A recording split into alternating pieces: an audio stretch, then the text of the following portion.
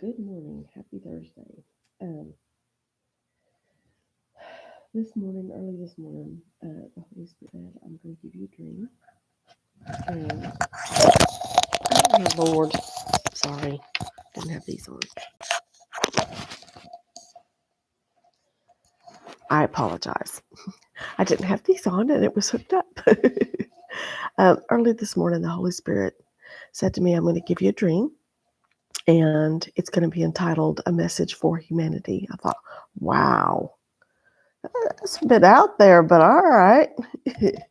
So, this dream is very simple, to the point. This isn't going to be a long video, but it's very poignant. Okay. Um, I come into the experience. Well, just before I came into the experience, I had all these little bugs in my hair, not lice, bugs. So I knew they were demonic. And I was like, well, this lady was cutting my hair and all this stuff. And I was like, I have bugs in my hair. She goes, shh, it's okay. We're used to that here. And I was like, oh, okay. Okay. So I knew that this was a Holy Spirit experience that required demonic presence in order to experience what God wanted to show me. So I said, okay. And I just went on with it.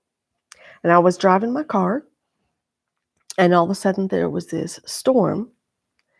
And in the storm, suddenly there was no light. And this is a different kind of no light. This was a different kind of darkness than the void. The void is different. The void is an operation of the Holy Spirit. It's love. It's love and trust. And you can move within love by giving all your faith to Daddy God. But in this world, I needed Daddy God to help me move through this because all of it was unfamiliar to me. So at the stoplight, I was just going on what I had previously seen before all of the light went out and it was darkness. And so I turned, hoped that I guessed right, and kept moving, but it was complete darkness. There was no light at all. So I'm literally just going on what's on the inside of me. And I'm moving. And at one point, I was like, I can't do this. This is so creepy and weird. I can't move in here. And so I veered to the right and I passed a clown shop, the one place where there was light. I stopped my car and got out. And once I started meeting people, they were talking and happy. And they were like, I said, well, where am I? And they go, well, I said, I just passed a clown shop. Oh, you're here. And I was like, okay. And they like, come here. You got to meet so-and-so. He's a rap artist and he raps everything. And so I'm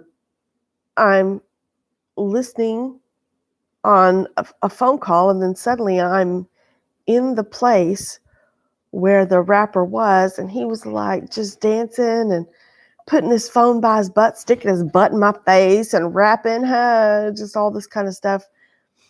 And then I woke up. So here's what the dream means, and it's just a very clear message. How the Spirit of God operates is the light is in us, and we can go to any place the Holy Spirit leads us. Because we don't have fear attached to us anymore. Okay. The bugs in my hair, anytime you think of a bug, you can take it a couple of directions. But basically the heart of it is influence. Okay. So the bugs are trying to influence your direction. They're trying to influence you, how you think, how you feel, the reality that you think you're experiencing, all this kind of stuff. It's It's to alter the truth. Okay. And the dark storm, the Holy Spirit is leading me and I'm listening, is saying this is depression. This right here is depression when you enter into that storm, because the darkness is so heavy, you can't remember the former light. And you're literally getting through it by coming to points of familiarity. You're like, oh yeah, yeah. Okay, I passed that one. The whole place is just full of people who have linked together through familiarity. And remember, in the Bible, it talks about the two systems. One connects through familiarity, and the other one is love experience. Okay, so, and the clown, okay, if you look up clown means lightheartedness, absurdity, childlikeness. You're just, it's survival skills, really. And the only way to get out of that is coming to the truth. And the truth is, I don't want to be here. This ain't nothing. This is nothing I desire, nothing I want. But if you want to stay in depression, if you want to stay in that place of familiarity, you can. But as Jesus comes to meet you there, the moment he comes to meet you, he has moved heaven and earth for that meeting. This is no chance thing. You better pay attention and follow him, because he knows the way out. Daddy God is the only one who knows how to navigate all of that stuff. He knows. So you better follow him. Follow him out. Do not decide that you can endure the darkness. No. The darkness, because that kind of darkness is connected to you. It's leached onto you.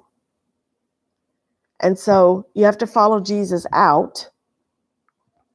And when you come out of that darkness, that's new ground. It's all going to be uncomfortable. You're going to be feeling all sorts of things you haven't felt before, that kind of thing. But it's a beautiful kind of, it's new. It's full of hope. It's light. It's beautiful. And I know that it's a little bit scary, but it's different than that. And so the message is plain and simple. When Jesus shows up, follow him. That's it. When he shows up, follow him. He is the only one to get you out of that place. But if you decide that that place has value, stay. That's all there is to it. I can't give you any more truth. Depression is a place you come out of. And I know that in my studies, trying to be a counselor, that kind of thing, it's accepted, and I understand why it's accepted, because it alters the brain.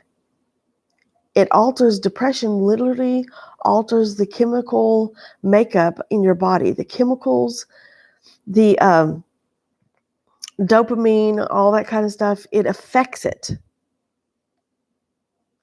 But if there is something that's on the outside that is affecting the inside, remember what Jesus said? Nothing from the outside can affect the inside. And nothing can separate us from the love of God. If you have begun that journey, then one or the other is lying.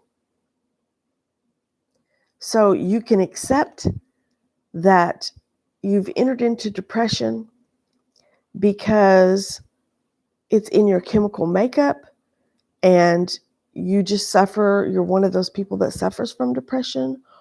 Or you can accept the truth is, which is, I came to know Jesus a long time ago, and he said nothing can separate us from him, and nothing from the outside can affect the inside.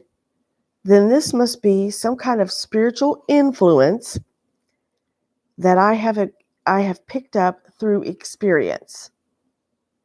That is in opposition to love, which is a lie, and I can be free.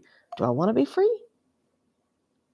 Or have I decided that I'm really that good at navigating the darkness that it's better to be in the familiar than to enter into a life of adventure and nothing is common and nothing is familiar. Love is new every morning, and I have to experience something new every day.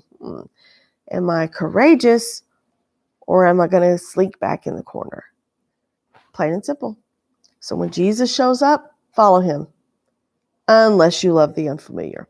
I love you guys. Have a great Thursday.